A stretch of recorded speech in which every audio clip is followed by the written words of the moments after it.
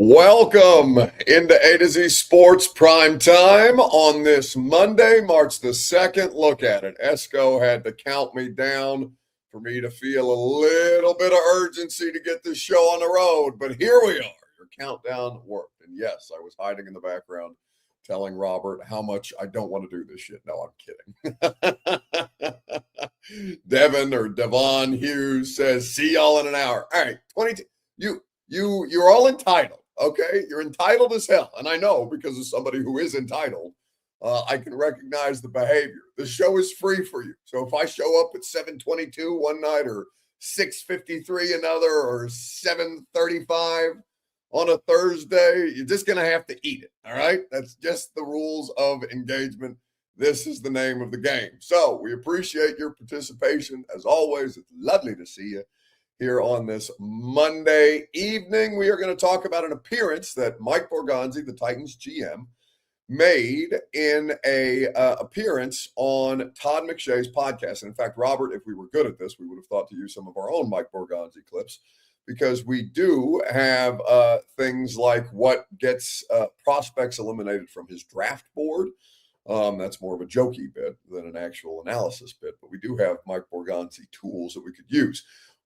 McShay's podcast is on Netflix. So what took us so long, in part, sometimes we operate on my time, which is slower, usually, anywhere between 5 to a half hour late. But what we were trying to figure out is because McShay's podcast, a lot of podcasts are moving exclusively to Netflix.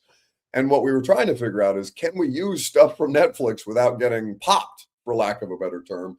Because Netflix, HBO, these are all different kinds of entities. And perhaps that's why these podcasts are moving to Netflix. But I do think that limits your ability to share some of the good stuff that you get if you are working through rights issues, because these things can only be played on Netflix. So that's what we were trying to figure out. What we ultimately determined is that Netflix probably would pop us.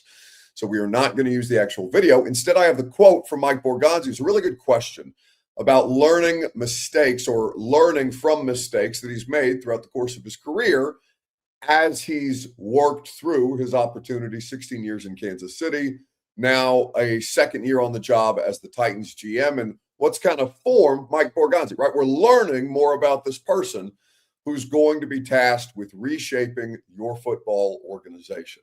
We're trying to figure out his tendencies, his beliefs, the things that are non-negotiables for him, to understand just, what the future of this organization and really the president of this organization are going to look like as we see them build towards what in their minds they think they're going to be able to accomplish. And so we have a good quote from Mike Borgonzi on that tonight. We will also get to Robert Walsh, and in case you missed it, at the end of the show, I'll ask you what your expectations for what is a successful year two for the Titans general manager. These are the conversations that we are going to have this evening. We always appreciate your participation. Share the show around on Facebook, YouTube, Twitter, and on Twitch. If you want to get involved, that is the place that you can do so. You can share the show, text the link to a friend if you're so inclined, because we know how much Titans fans, fellow Titans fans, enjoy these off-season conversations. And I do think this is a fun one because it just gives you a bit of a look at the person who is going to try and turn this, Titanic, no pun intended, around. Once more of you guys have shared the show, y'all will trickle on in here, and we'll go ahead and get this thing rolling. In the meantime, welcome into A to Z Sports Prime Time on this Monday, March the 2nd. I'm your host, Buck Rising. I'm proud, as always, to be presented to you by the Tennessee Department of Transportation, who does remind you that nobody trashes Tennessee. Be a part of the solution to end littering. Nobody trashes TN.com. By Simon Says Nashville, the premier men's clothing spot in Nashville, anywhere in the world, as far as I'm concerned. They've got great stuff from all over the world. Simon Says Nashville.com for more details. By Two Rivers Ford, it's truck month at Two Rivers Ford, and they have one of the largest inventories of Ford trucks in the Southeast. Go to tworiversford.com for more information today. So, more information is what we're trying to gather about Mike Borgonzi. Would he take a running back at 4th overall? We talked about that on the radio show today. We heard from Dane Brugler and Mina Kimes on the radio show, who would advise against taking a running back with the fourth overall pick for this specific team. But Mike Borgonzi, in a quote today, I think keeps that door open, whether it's Jeremiah Love or Sonny Styles, the off-ball linebacker, even Caleb Downs, the safety, right? We've talked a lot about Reuben Bain, David Bailey, Arvell Reese, all these different kinds of edge players that will be available or might be available at 4. But these other guys are non-premium positions, even though they might be the 3 best players in the draft. And however order you stack them, Love, Styles, or Downs, these are players at safety, or rather running back, linebacker, off-ball linebacker, and safety that would not be viewed as premium positions in the NFL. But at the end of the day, if the draft, we played you that Dane Brugler clip earlier, or yesterday, I guess, and we'll maybe refresh that for those of you who missed our Dane Brugler interview on the radio show last week. This kind of keeps in line with the same theme that we talked about with Dane Brugler yesterday. So the questions that I'm going to start with here tonight, your Two Rivers Ford take, as is the custom on Facebook, YouTube, Twitter, and on Twitch.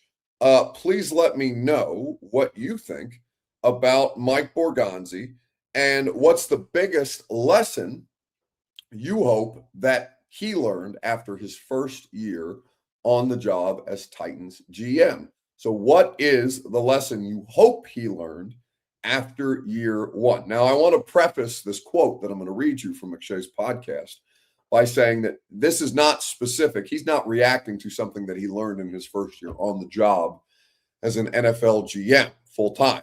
He's talking about what he's learned throughout the course of his entire career and obviously applying those lessons to now his first opportunity to be an NFL general manager. What is the lesson you hope Mike Borgonzi learned in year 1 as Titans GM? We'll get to his quote here in just a second that I think is applicable, right after I remind you that the Primetime Show is made possible. Your Two Rivers Ford take is made possible by Two Rivers Ford, where it's truck month right now. F-150s, Mavericks, Rangers, so many great offers for you. The best price, the best financing, the best fit for your family's budget and for your needs. That's what Two Rivers Ford does. They don't upsell you. They don't pressure you. Their sales staff makes a check whether they sell you a car that day or not. They don't work on commission, which makes the car buying process a lot easier on everybody involved. That's why Two Rivers Ford has been in business for over 40 years. It's why they win awards for customer service. Two Rivers Ford in Mount Juliet, just 7 miles east of Nashville International Airport. All right, your Two Rivers Ford take. What is the lesson that you hope Mike Borgonzi learned? Joe Blacko, always one of my favorite names around here, says, I hope he learned that talk is cheap with Amy. Well, that's a different kind of a lesson, right? That we will probably never have the answer to, at least in a publicly honest moment. Is Amy Adams Strunk true to her word? That's an interesting question. I think that most recently she went against the advice of people like Mike Borgonzi and Chad Brinker, and she made a decision to fire Brian Callahan 6 weeks into Cam Ward's rookie season. Now, was she correct in making that decision? I'm inclined to say that she absolutely was correct in making that decision, because Cam Ward, while it, wasn't a pleasant experience en route to getting there, Cam Ward did get better. The Titans did get better as an operation, as a team. They weren't good by any stretch of the imagination, but they did improve after Brian Callahan was relieved of his duties. That was not the plan. And maybe it caused some undue stress to Cam or to the other players on the roster, to the coaching staff that remained, to Mike Borgonzi and Chad Brinker, right? But that's Amy's decision to make. It's her team. So she was, at least they told us she was, because she's never talked publicly to us about these things or to fans through press conferences, right? She doesn't answer questions. She went against the advice that Brinker and Borgonzi said she was on board with, which is, remember the famous line, the famous phrase, patience over panic. It may not have been a panic move, but it did cause panic in a couple of different ways. ultimately, and that ended up being the right decision. So I don't know if Cam Ward would have gotten better by the month of December with Brian Callahan, or if Cam Ward would have continued to have the kind of issues that he was having at the start of the season if Brian Callahan remained on the job. All I know is that she said she was going to do one thing and did the exact opposite. That's just the most recent example. I don't know if that's something, I don't know if that's a lesson that needs to be learned, right? That talk is cheap with Amy. But what I will say is that you have to basically take everything that any ownership group, no matter if they're good, who are good historically ownership groups. The Ravens are one of the best thought of in the NFL. I think people think very highly of ironically enough, the Houston Texans now under, is it Cal McNair that's the son? I can't remember McNair, the dad. Bob McNair, maybe was the dad of the current owner of the Houston Texans. People have a lot of good things to say about Houston as an organization now, as opposed to under Bob, where it was a bit of a shit show. Eagles is another one. Jeff Lurie, thank you, Esco, in the chat there tonight. There are a couple of different, well thought of NFL ownership groups, but for the most part, you have to understand that these are billionaires that really don't understand they know that they own the thing, but they don't know how the thing really works in the best possible way. So they make decisions that may not have the best information behind that. So I think you have to take everything any ownership group, for the most part, says to you with a grain of salt. And I think that's a fair lesson to learn, whether you're here or in Cleveland or with the Jets, other places that have operated. She's kind of behaved like those, those garbage or dumpster fire franchises here in the last couple of years. But that doesn't mean that she can't also make good decisions, I think. So, you have both sides of that coin. Let's see. Other lessons that you guys hope that Mike Borgonzi learned in year two, or from year one. Randy Howard says, hope he learned that real playmakers matter and this team needs one, right? They just need good football players. And that's kind of the nature of the quote that Mike Borgonzi gave to Todd McShay. And I'll read that for you here now, courtesy of the Todd McShay Show on The Ringer, and Netflix is where that podcast originates on. So he was asked about lessons that he's learned from mistakes that he's made. If you're talking about just this profession, I think the biggest thing is we're so intoxicated by talent. But the other component of that, and it's a huge component, is the character piece, the makeup piece. And sometimes you can give in on it. And then when you do it, you say, God, I knew it wasn't going to work out. Why did I do that? So those are some of the lessons you learn along the way, but just stay disciplined with that. So at some point he made an exception, whether it was at any point last year in Tennessee. There's no real indication that he's talking about his first year as Titans GM. Maybe he advised Brett Veach, or who was the general manager before Brett Veach? I'm blanking on. The Chiefs have had a lot of GMs come through there in the last couple of years. He ended up with the Browns. I'm blanking on the name. I can see the dude's face, as a matter of fact. It's going to make me insane. Robert's going to put it in the chat, I'm sure, at some point. But the Chiefs organization has had several people go on to become general managers elsewhere, or somebody like Brett Veach, who was on the staff in-house, takes over the job as GM. So they had a core group of those guys for, a period of between 10 and, in the case of Mike Borgonzi, he was there for 16 years. So at some point, he maybe got caught up, intoxicated by the talent component of it. Maybe he made a recommendation that he regrets to one of his bosses on a player that didn't work out right. There's not a 100% hit rate on these guys. And then at some point along the way, he made an exception. So that's not a lesson specifically. He's saying he learned from year one in the Titans GM job, but that is something that I think can be applied to any point in his career, and really, any kind of profession. There are people who get by on just pure talent, but they don't necessarily have the work ethic or the commitment. John Dorsey, thank you. Again, Joe Blacko coming in the clutch in the comment section. John Dorsey is the former Chiefs and former Browns GM. So you could say that I'm sure every one of us knows somebody in our lives who doesn't work the hardest, but a lot of times if they get backed up into a spot, they're good enough at whatever it is that they need to do to get by. Sometimes that bites you in the ass, right? I mean, that's kind of the MO on Tavondre Sweat. And maybe for Mike Borgonzi, maybe he felt a similar way about Jarvis Brownlee, which is why he got both of those guys up out of here. He hasn't commented specifically on either of those transactions. He's kind of talked around the Brownlee thing in a couple of different ways. And Sweat, we haven't heard from Mike Borgonzi since that deal was done. But that's kind of what Sweat was, right? A player who is talented but doesn't have the other components that would lead him to be great. And that is something that I think Mike Borgonzi keeps with him, and something certainly that's going to inform his decisions on down the line. Now, the question that I'm going to ask you as a follow-up is, how would you define a successful year two for Mike Borgonzi as Titans GM? Let me know in the comment section. We'll talk about it together. While you do that, I will remind you that the Tennessee Department of Transportation is the place that you go to be a part of the solution and littering, to give back to your community, help out the environment, keep the state of Tennessee beautiful, because there is nothing worse. There's no bigger bitch-made behavior than littering. I hate litterers.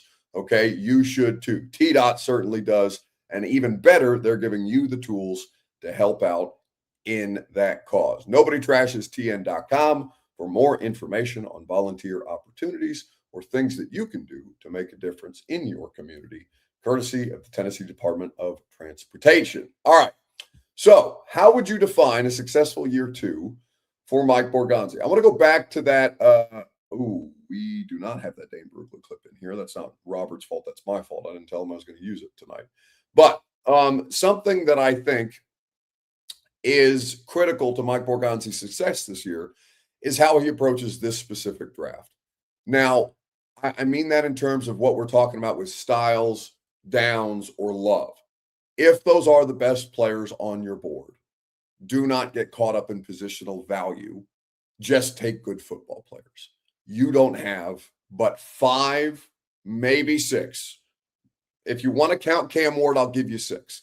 I don't know if Cam's good yet. I know that Cam would probably start for a number of NFL teams, even though he's, not by any stretch of imagination a finished product. We don't know that Cam Ward last year was good in moments, but not yet a good, consistent quarterback. But I'll grant you Cam and say 6 players on your roster that any other team would consider to be quote unquote good or starter caliber.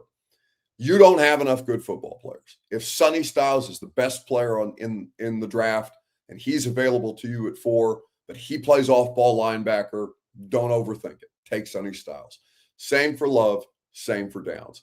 That, to me, is going to tell me a lot about Mike Borgonzi and how he goes about this, because they just need to continually raise the floor for this football team.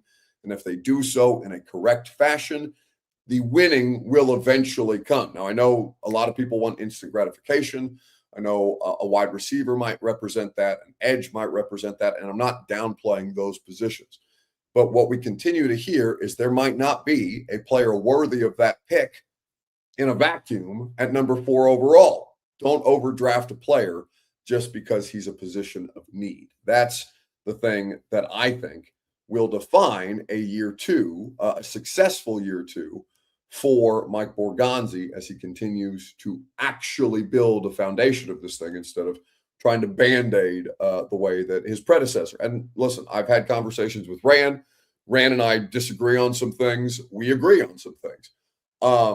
I think I appreciated what he said about personal comments versus professional comments. And sometimes professional comments can be taken personally. Now, he was obviously talking about Stillman and Kaharski, even though he decided not to name names in that particular setting. And, Rand and I, like I said, have had disagreements, but it never crossed that threshold into, no, I'm attacking you personally. I'm attacking you as a man. That's not something that I do in any circumstance, whether it be Amy, Rand, Borgonzi, Callahan, Vrabel.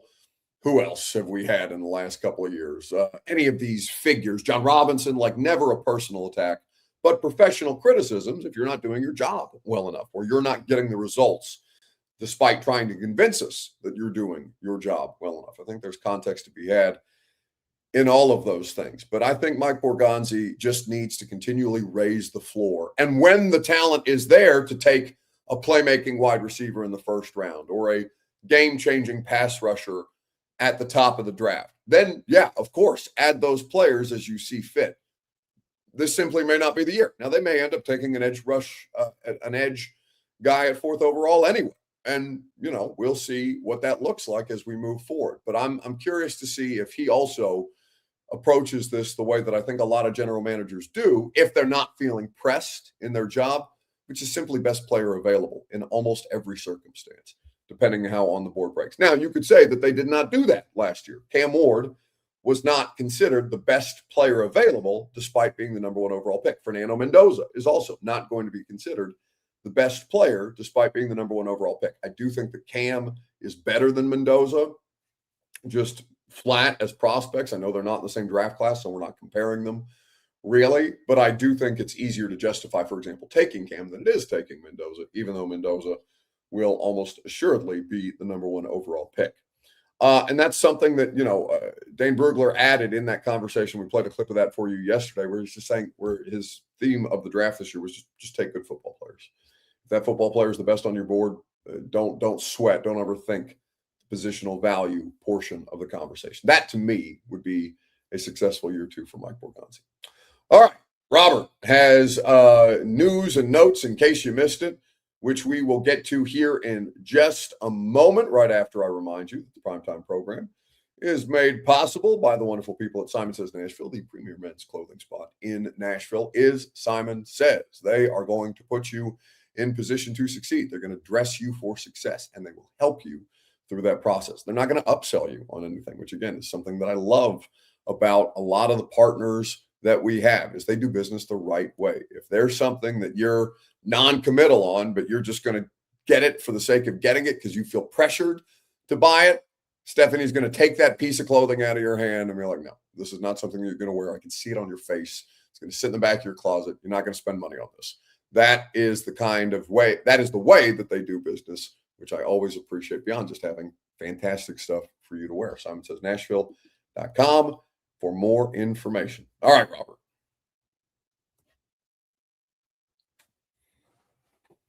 That took way too long. I don't like the way that you bring me in. I feel like you should be like, and Robert Walsh, and make some kind of noise for me instead of just being like, okay, well, bring out the fleas. Bring out the clowns. Yeah, bring out the clowns. You know what? That's fine. That's the level of production that you will receive next time. I will get you circus clown music. Rights-free, shitty circus clown music. I'll deal with that. The combine wrapped up and over with. We can go back and compile all of our notes and say, oh, this guy was slow and oh, this guy was fat as hell. But what I like to go back and do is see the guys that maybe we weren't looking at before and who we should take a closer look at. So the question I wanted to ask you guys is, who is the player you're most excited about after the combine? I'll let you guys get some of your answers in. And in the meantime, I want to tell you about some of the guys I'm excited for. You got guys, do you? My guys. I thought you hated the my guys guy.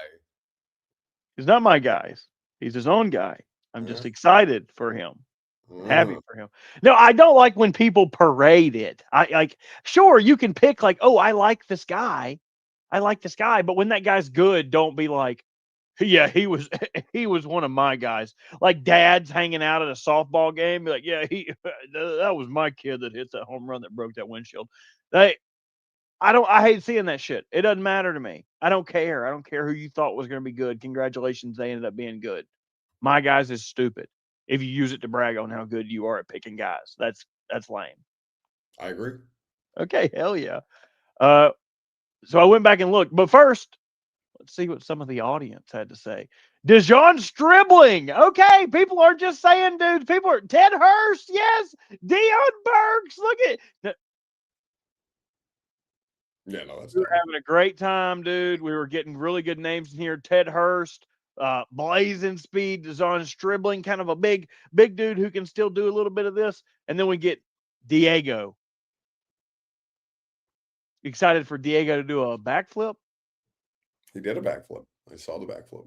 When's the time a quarterback did a backflip? Ever. No, damn, you're right. That was a little too easy for you. Layup. Caleb Banks and Jacoby Lane. I like both of those dudes, Frank. Just now we know it. Let's just say names. Hell yeah. Jennings Dunker with the mullet. Hell yeah. Oh, I think Will Samarak. I don't know how to say that name, nor have I looked at that guy. So let me write this name down. Somebody brought up a name I ain't even looked at. I hope that person just made up a name. I would not pretend to know the late round blocking tight end. So maybe Matthew Carr is actually a draftnik that way. But I hope to God that man just completely made up a name. No, it's a real one. Oh, he's a real one. A Wisconsin tight end. Good on you, Matthew Carr. Well done. Dude, I have not looked at this guy. I will add him to my list. Schwab. Stumped me. He is considered to be a good backup with the potential to develop into a starter. The guy I guys want to talk to you guys about is a late round tight end who's really a fullback, but nobody drafts fullbacks, so we have to say he's a tight end. So everybody just say he's a tight end. Don't say he's a fullback because nobody will draft him. But I'm talking about Max Bredesen, who is the brother of Ben Bredesen. He's a guard in Tampa Bay, originally drafted by the Ravens. He is also a Michigan man. And while I'm telling you a little bit about this dude, I'll play you some highlights with no music because the music was too cool, and we'll definitely get popped for it. So Max Bredesen, 2 years ago in 24, this is his blocks that kind of sealed the game-winning drive for Michigan against USC at home. So he is a 4-year starter. He started double-digit games the last 4 years, 44, and he just comes back and cracks dudes. This whole drive, every run they have. Is that Kalel Mullings? Maybe so. It's 2024. That is Kalel Mullings. 2024 would make sense. Somebody got hurt at the end of this one. Oh, where are you going? Pedigree! Do y'all know who Triple H is? Wah! Time to play the game. And how you play it? Wham! That's an attitude adjuster. Not really. That's John Cena's move. All right, here he is in line. See, now I was worried I was just going to get sucked into him. I just wanted to show it. The dude that cut this, by the way, I don't even want to give him credit because he said he missed 25. He played 11 games last year. But a DOG dog, dude that you want on your team, dude you want to wham! Get out of here. Play that drive. Touchdown. One arm. I'm pretty sure that is Kalel Mullings. Well, good for him. Good for him. Congratulations on getting blocked for the best fullback. I mean, tight end, fullback. You have to whisper the fullback part. But he's a stud. Look at him warming up here.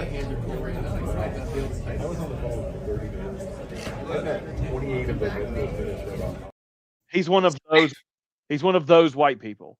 He's one of Brian Cushing, or who was the Seahawks? No, you can't compare anybody to Brian Cushing. Brian Cushing is actually certifiably insane. Well, this guy's a little crazy too. Watch him.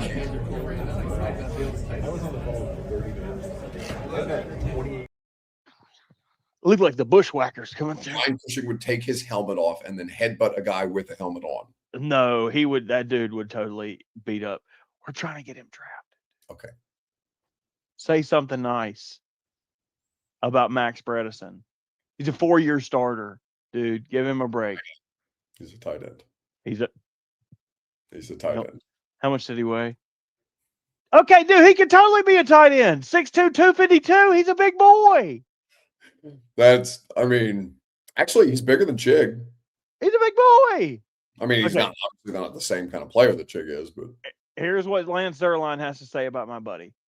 Like his brother Ben before him, Max is a 2-time captain at Michigan. And while smaller than Ben, who is an offensive lineman for the Buccaneers, Max is equally committed as a run blocker. He fits blocks with good centering and strikes with initial pop. He has a hard time sustaining and clearing lanes on a consistent basis, though. He can handle basic zone beater and play action catches. He's an above average pass protection in the backfield. And in a league with limited fullback opportunities, Bredesen will have his work cut out for him to pursue a roster spot. Just kidding. He's a tight end, so he'll definitely make a roster. We're getting Max Bredesen on a 53-man roster. We're starting the movement. Let it be known. Is he related to Phil Bredesen? Who is Phil Bredesen? That is the former governor of Tennessee. Was he a good one? Yes. Oh, he looks like a nice guy. He is one of the people who is very responsible for the Preds coming to Tennessee. And I want to say he was very pro sports, very pro sports, if that makes sense. Oh, he's in the Tennessee Sports Hall of Fame. Yeah, I don't think they get the Titans or the Preds without Bredesen. Oh, that's why he's in there. Hold on, I'm pulling a picture of him. He's very handsome. Reminds me of our grandfather. Well, You have nothing else to say about him? I just meant given your genetics. No, he has way better hair than me. Look at this guy. Oh, yes. Very handsome. He helped get the Titans and the Preds to Nashville. Good on you, Phil Bredesen. We salute you. That's it. Get out of here.